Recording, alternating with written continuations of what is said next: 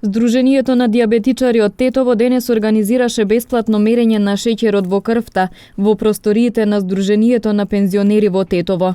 Оваа активност се реализираше по повод 14 ноември, светскиот ден за борба против дијабетесот. После пауза од 2 години, Здруженијето на дијабетичари Тетово организираме мерење на шеќерот, односно како да кажем, прослава на да го одбележиме денот 14 ноември, светскиот ден за борба против дијабетес.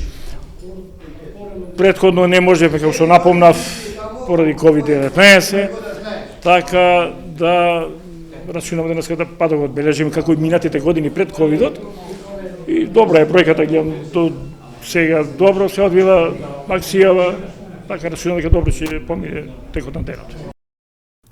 Од Здруженијето велат дека секојдневно се зголемува бројката на лица на кои им е дијагностициран дијабет. На општина Тетово можем да ви кажем дека на инсулинска терапија се над 4000 граѓани на инсулинска терапија, а додека за детскиот дијабет, да речеме до 26 години, што се околу 120 ги имамо бројката, што рапидно расте.